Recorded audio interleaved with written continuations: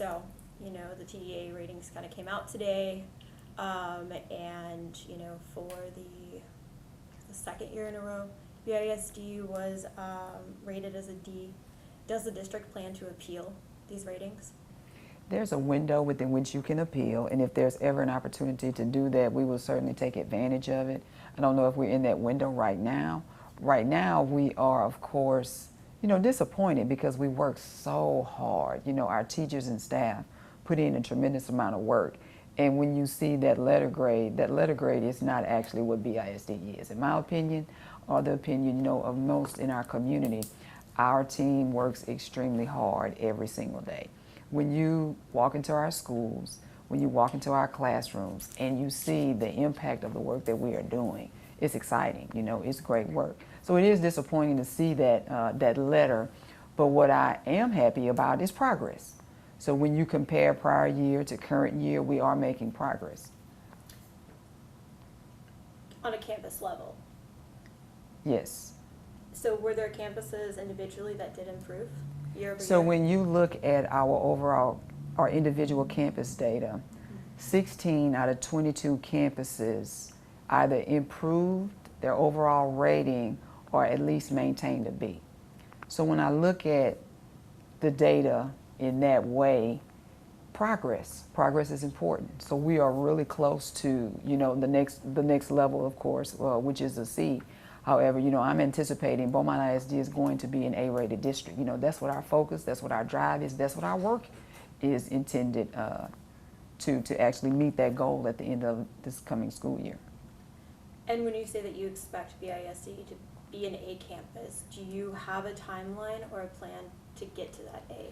When you look at our board outcome goals, which we set board outcome goals every 5 years, we recently set our new 2030 board outcome goals, which are continuing to focus on increasing student achievement in third grade reading, increasing student achievement in third grade math, and increasing the percentage and number, of campuses that are scoring, an A and B rated level, increasing community perception.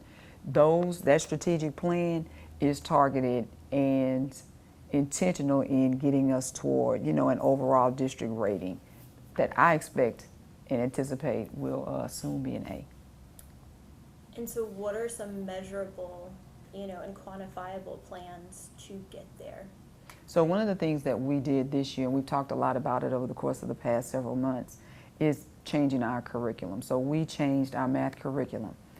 Huge investment in making certain that our teachers have been trained and supporting our teachers throughout the year, transitioning to Bluebonnet curriculum. I've been visiting campus the past several days, as well as doing professional development, and received positive feedback, so much positive feedback from our teachers and their excitement and investment in our new curriculum. So that's a major step, one of our major strategies toward ensuring that our students are performing on grade level in math. Of course, we have additional strategies, but that's a key component to what we're doing. When you look at reading performance, we started reading intervention, we started an additional findings program, we started small group instruction, so many things that we started doing that we're going to see the fruits of that labor over the course of this year and subsequent years. So the plan that we have in place is working in certain content areas, and that's what we're going to continue to do to drive, and increase that student achievement. So the differentiator is, those key interventions is what you're saying? Yes. At our secondary campuses, one of the things we did, of course, blocking, the schedule for RLA and math for our middle school students, implementing an advisory period or intervention time, as well as implementing small group instruction, at the secondary level. So we have many strategies and interventions that we're putting in place this year that we're going to see fruits of that labor.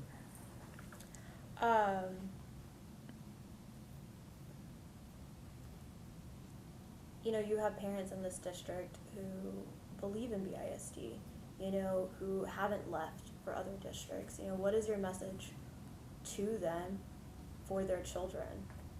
Continue to support our schools. Of course, we appreciate and we vitally need the support of our families to do the work that we do. When you think about the amount of time that we have our kids about 7.5 hours a day.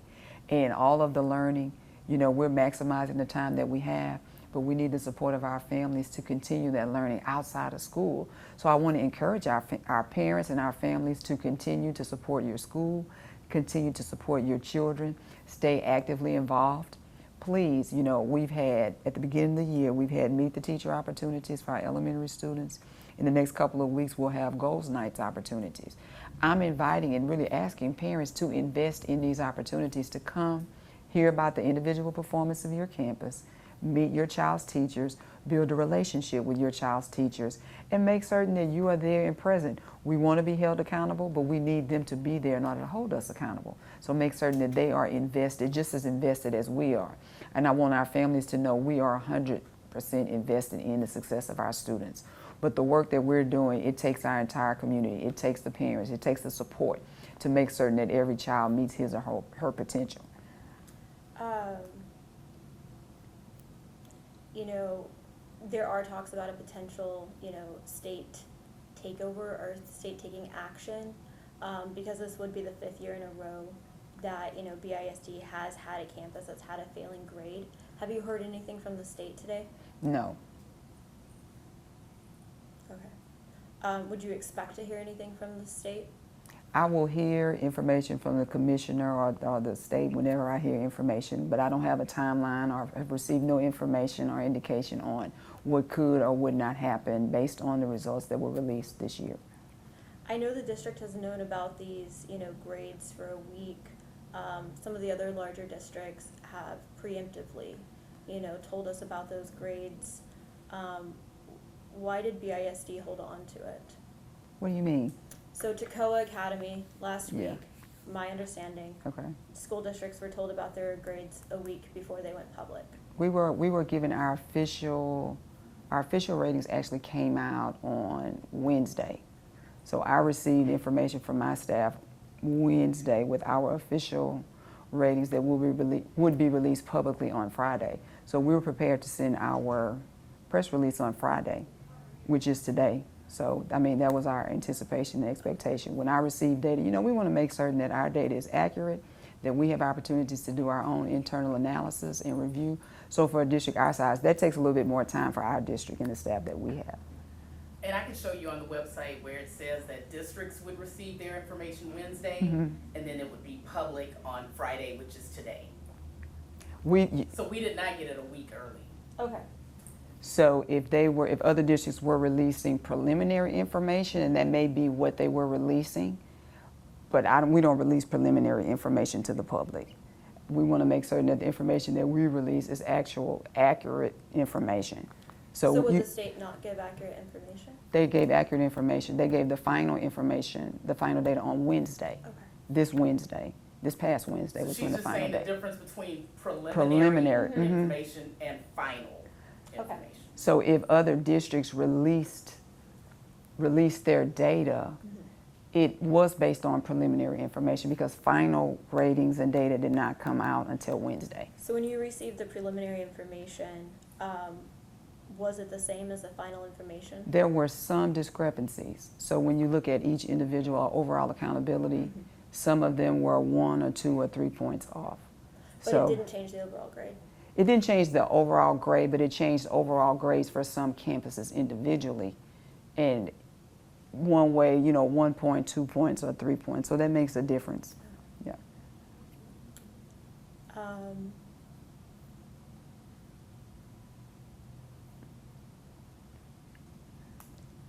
Is there anything else that, you know, you think the community needs to hear from you as the face of, you know, BISD for this really kind of upsetting news?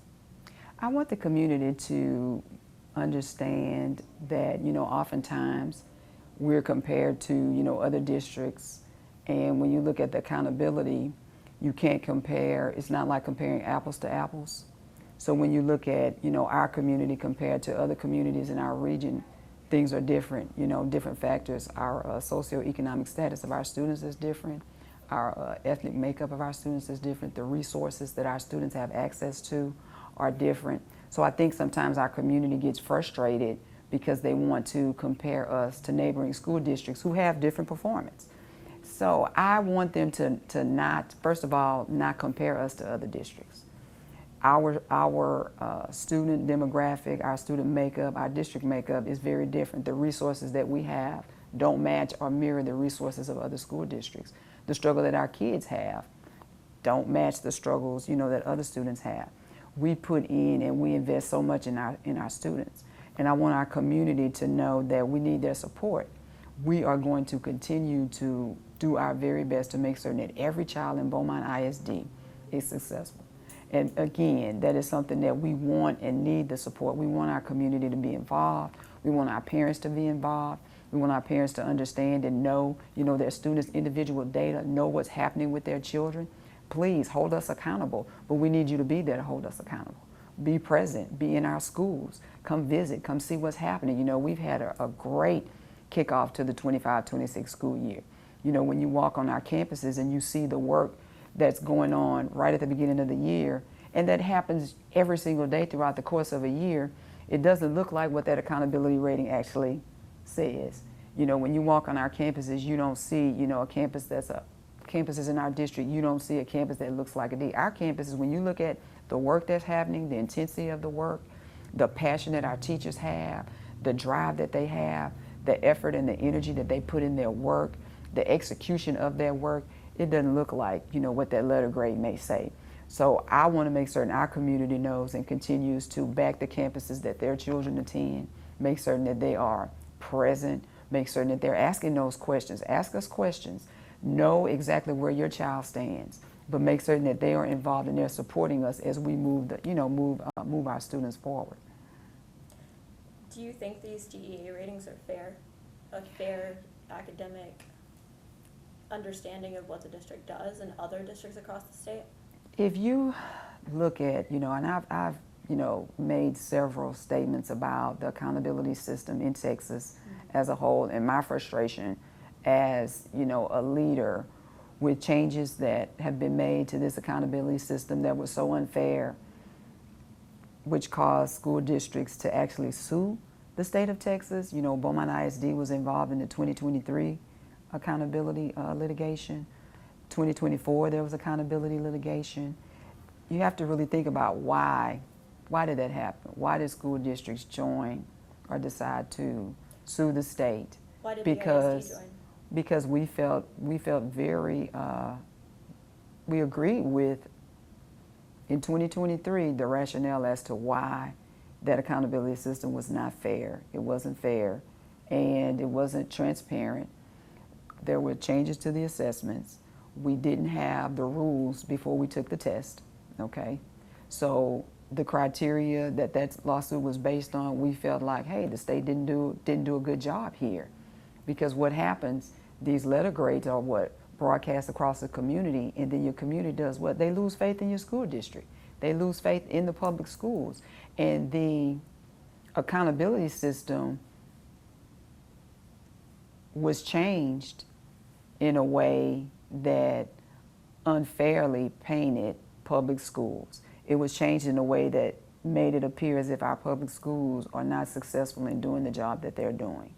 So many school districts, saw that, recognized it, and decided to join into, that litigation, which of course did not prevail. 23 ratings were released, and then of course 2024 ratings were released.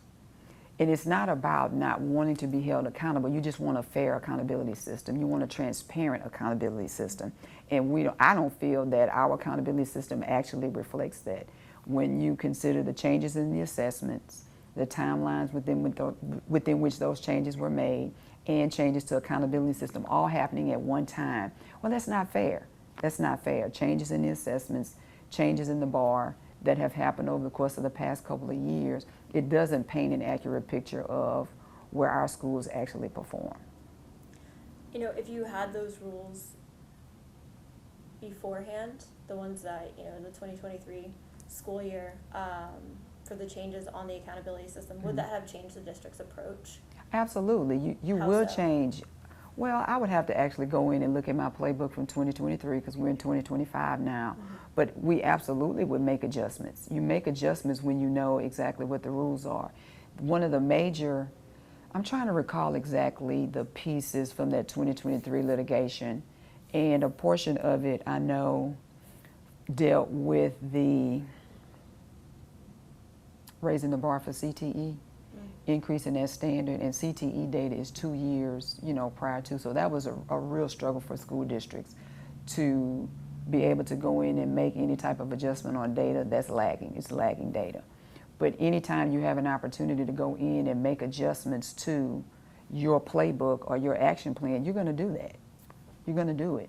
And not having had that opportunity, we didn't have that opportunity at the time. So that's why the litigation moved forward at that time. But of course, school districts did not prevail and those ratings were released. Have you all done the data and just looked, across the state to see where the state lands? Have you done that research yet? I did do some data mining right here. Okay. Is that I know that most campuses maintain their previous ratings, only a small portion, 15% saw a decline. 43% of high poverty campuses in Texas were rated an A or a B. Just kind of some of those higher marking things. Okay. I've looked at districts that are roughly the same size as BISD with roughly the same poverty, roughly the same student makeup, who are making higher than a D.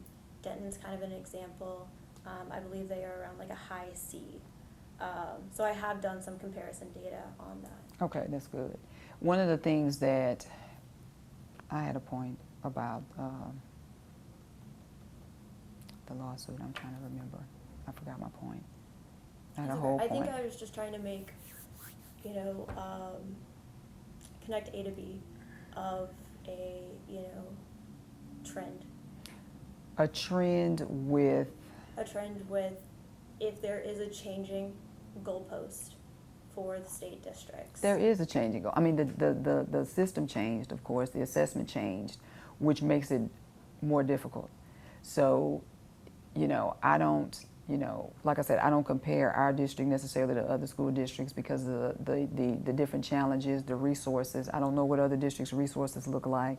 When you look at, their staffing, I don't know what their staffing challenges look like versus our staffing challenges. I don't know what their compensation for their teachers looks like. I don't know what their attendance looks like versus our attendance. So when you take in all of those factors that actually impact how your students perform, they are different. And there are some things that we're really trying to work toward re-engaging our community and our parents and families and making certain our kids are coming to school. Because of course, if they're not coming to school, we can't teach them. So prior to COVID, we had a much higher attendance rate than what we have right now. And we're making small incremental steps, but we need our kids to be present in class every single day, So definitely asking our parents as we engage in another school year to make attending school a priority. This is minorly kind of off topic, but what type of wraparound services does BISD have to, support a family? So students come to school with fresh clothes, foods, etc. So we have, of course, we have our counseling, have our guidance counselors who are on every single campus. We also have wellness coordinators, and wellness coordinators are social workers in a sense who actually connect parents and students to resources that are available to them throughout the community, also support students with mental health. We also have several partnerships throughout the community, with Spindletop and different resources that are available for our families, and we connect them. We have communities and schools on several of our campuses to support our families who need that additional support. And breakfast and lunch are free for all students. Yes. Every single day, yes. How many students, like percentage-wise, of the total population are receiving these services? Oh, I can't tell you that. tell I can't give you a number. I mean, that's data I'd have to look up. I can't tell you. Would that be a high percentage? Yeah, I would say it would be a pretty good percentage of students, but I don't want to give you information that I haven't had a chance to verify. Yeah. I think I just have one final question. I bucked the trend. I would be a third generation teacher if I'd gone into teaching. And so from a perspective of, being in a family, these grades sometimes are disappointing to the work that teachers are doing. They are continually also having the goalpost moved down, for them. What are your message to, BISD teachers and, support staff and personnel who are trying to meet the state metrics, trying to meet the district metrics, and getting a D in the process. And I'm so glad you asked that question, because I want to encourage our entire BISD team. We have a team, over 2,400 individuals who work for our organization. And one of the things that I share with them, if you work for this organization, you are an educator. I don't care what your role is. And everyone's role is extremely important. And I want our teachers especially to be encouraged and continue doing the work. Continue working hard for our kids. We are continuing to provide professional development, support, as many resources as we can possibly provide, training and different opportunities for them to continue to grow. But I want them to remember the why they do this work. Before you get up every morning or before you walk into that classroom, think about why you're doing the work. You're doing the work to make a difference, and they are making a difference. So it doesn't matter necessarily what that letter grade says. Think about those children in your classroom every single day and why you're doing this work, and keep doing the work, because it's not easy work. I will tell, I've shared, with our team how much we value and appreciate what they do, because the climate that we're educating children in is very different today. It is a challenging environment. It's a world where so many children come to us so needy. They come to us needing more than you to teach them reading, writing, math, science, and social studies. They come to us with deficits. They come to us needing love and support, food, clothes, transportation, all the things. And sometimes it's difficult. It's very difficult for our teachers to be able to meet all of those needs. But I continue to encourage our staff, and I want our staff to stay motivated, and don't be discouraged. Don't be upset. Keep moving forward. Keep doing the work. Keep remembering why we do the work that we do. And it's all about the kids and the success of the kids. And whether or not that letter grade says it, we are making progress and successful for so many families. That letter grade doesn't really tell you and show you exactly what's happening in Beaumont ISD campuses. So I don't accept that, oh, you scored this score and this is how good or how bad your district is. No, because I know the work that we're doing. I know the heart. I know the effort and the energy and the intensity of the work that we're doing every single day. What's your why? What's my what? What's your why? The children in this community. When I took this job several years ago, one of my personal